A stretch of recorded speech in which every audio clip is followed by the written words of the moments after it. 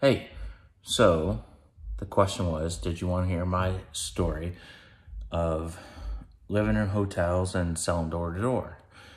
And of course the answers were yes, and I'm happy for that, because part of my own story, I'm going to kill the dog next door. And if that dog ends up dead, this is not a confession. I didn't actually act on it. Anyway, so the whole thing, I was selling electricity in Texas, obviously, door to door. After a few days, I had a little team. We sold all over North and a little bit of West Texas, but like that was a few years after my graduation from what was then a top 5 exec MBA program in the entire world. That's right, look it up. I think it was Foreign Times or Financial Press. Maybe it was US News, I don't know. We had top 10 rankings everywhere. It still do. It's a phenomenal program.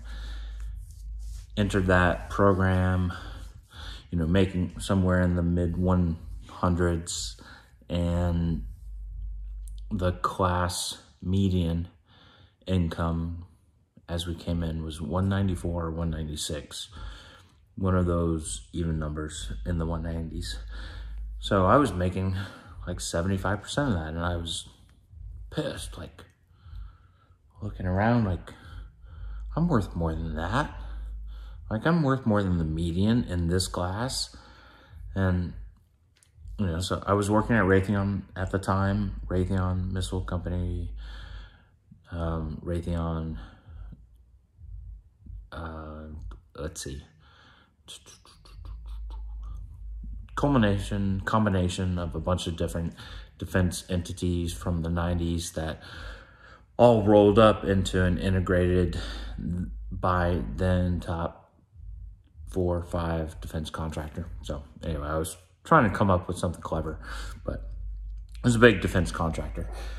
So I was doing fine. It was good. Ego drove me though, as I was on the search for more, much more in life.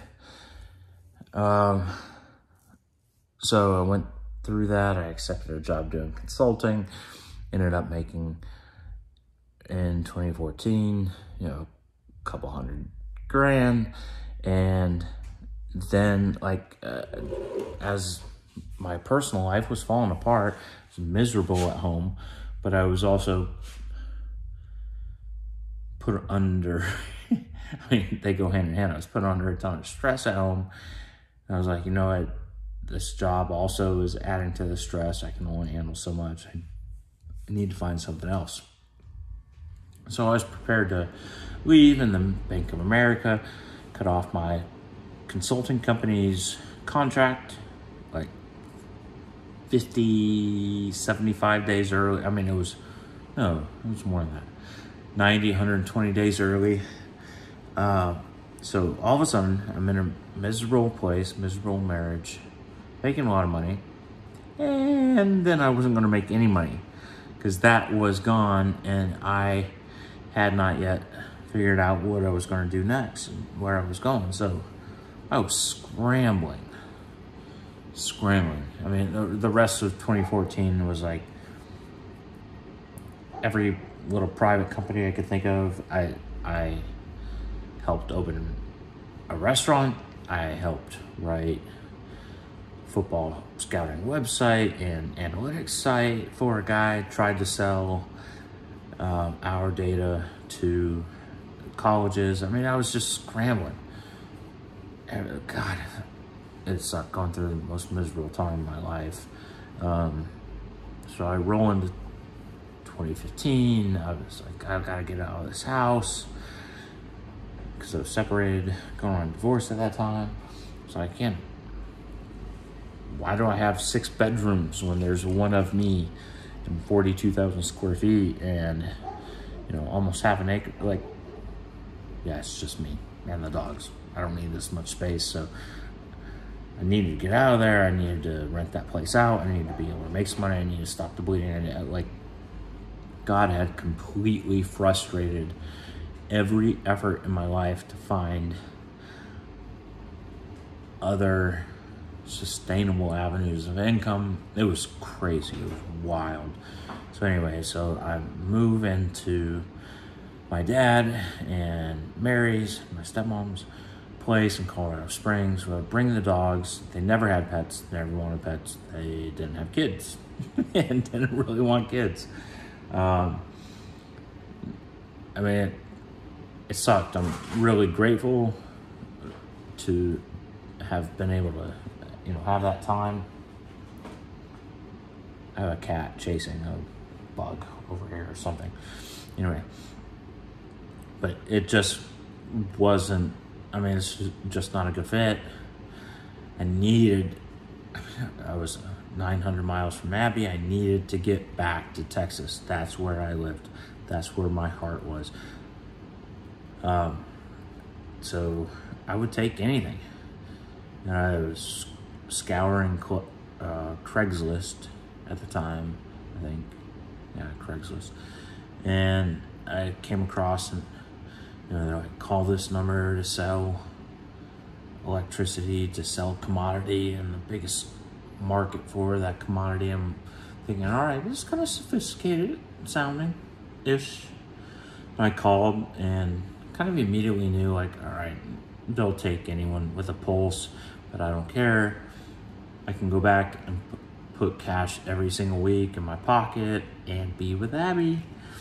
And I just got to scramble. I just got to be back there. And so I did. And so I go into day one of training. I'm easily the only person with a college degree in the room, and certainly the only person maybe in the building with a fucking MBA front. And, you know, not like I printed out my own dot matrix certificate MBA, but like a real fucking MBA. It was wild. I was like, all right, I just trusted God. I was like, this is what I have to do right now. This is my right now. This is my phase in life. And I really didn't care. I was like, if there's $500 a week in my pocket, and, you know, 300 goes to this hotel to stay in, that, well, I just got to make it a little more. Let's double that, and I can eat, but I can see Abby every day, and I got my stupid ass dogs with me. Whatever. I'm in Texas. I'm back. So, God, I ran with that company for a few months. I just needed a pathway to anything else.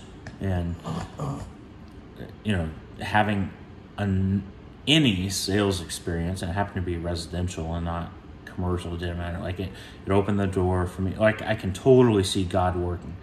That plus my other background, my background in education, that's what got me to Zero Energy and NRG company. From there on, I was fine. Well-ish. Fine-ish. Terrible place to work. And NRG sucks. They hire terrible people like Bill Beavers. But outside of that, like, it's a hell of a lot better than doing door-to-door in the fucking summer where it's 105 degrees and 79.9% humidity, and you're sweating your balls off the minute you walk outside the door. Sorry, the PTSD kicked in. So I'm selling door to door, and at a few places, not one to judge anyone's motives. I didn't act on anything. Truth. But there were like 3 times when these badass chicks came to the door practically naked. I'm like, I do my little thing. Ding dong. Pretend to write on my sheet. I already know their name, and I know their neighbor's names because of the street and blah, blah, blah, the data we bought. So I'm like, hi. Holy shit, you're freaking almost eye contact. Eye contact. You're almost fucking naked. Oh, ma'am, I'm trying to sell electricity. I deal boobs. Blah. Oh my. Fucking amazing. Like a few times, I'm like, what is going on? What is going on? And then on top of that, I had the sweetest couple ever. And I had stuff like this happen every week, every single week. But I'm just hitting the highlights. The high notes, if you will. This couple that had been together since before World War II, like my grandparents. Shut up, Jasmine. They brought me and this trainee inside, and they're like, you guys, you use the bug spray, blah, blah, blah. Here, take this. And they give us these little squirt bottles with this brown liquid in it. It was like, they're like, oh, just smell it. It's like, oh my God, that's vanilla. That's nice. So yeah, I learned in that time also that vanilla extract is the perfect mosquito repellent. So good, so good. You smell tasty, but you're not to the mosquitoes anyway. They don't like it, they hate it. They will not touch you. So I learned that. And then there were the couple times where I had a gun pulled on me. That was fucking dope. Because I was ready to kill a dude. I was in a bad mood. But no, really. I had a couple of psychos pull a gun on me because like I knocked on their door or rang the doorbell at the wrong time. Asked the wrong question. One dude was like full on talking. Oh yeah, so you sell electricity, you want to cut me a good deal? It's like, yeah. Can I see your most recent bill? I can show you how we can... What you say, motherfucker? You want to see that's my private info. If you don't, I'm going to kill you. That's how it went. And he went right back inside. I mean, I was walking back towards the car at this point. For his fucking gun, the psycho that didn't want me on his doorstep, like, also went and pulled a gun. Because he told me he would. And he said, I'm going to pull a gun on you. I was like, better be a big one. You have a big one? I was like, because I'll fight through a 22. And he went back and got a fucking 22. I was like, bruh. And this guy was off. Like, opened some stuff up. It's like my little brother if he, not Adam, he's the king, but Jonathan. It's like my little brother if like he was living in a place. Yeah, like he thought he was gonna shoot me with a 22. Anyway, sweated my balls off. Made some great friends. Guys, I would do anything for till this day. And I mean that, like, those dudes in the company, I mean, we all have our own life stories. We all have our own timing. We all have our own everything. Like, they were kings, man. Great freaking dudes. Dylan and Chris. The other Chris. He went by his middle name. But it was like Chris and Chris and two I was road tripping with often. And great freaking dudes. Amazing.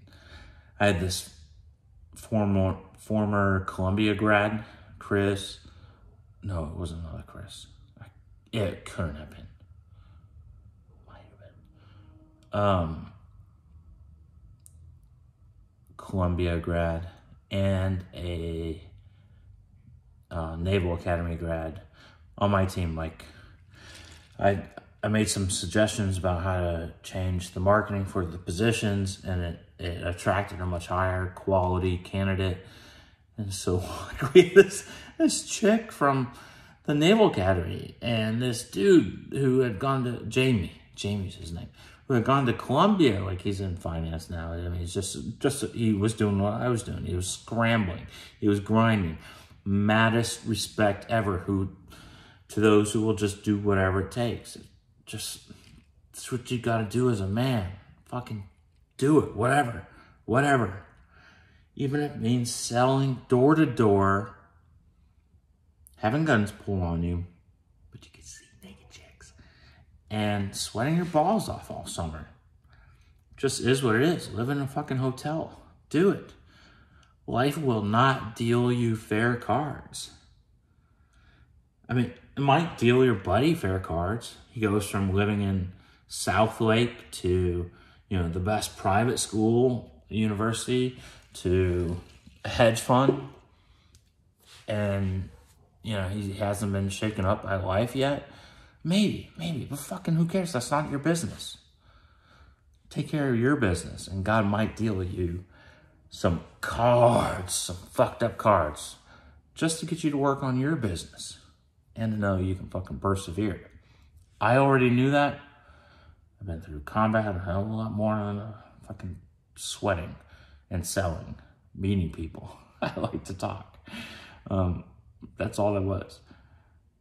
But, man, God might deal you some cards, man. Just fucking grind.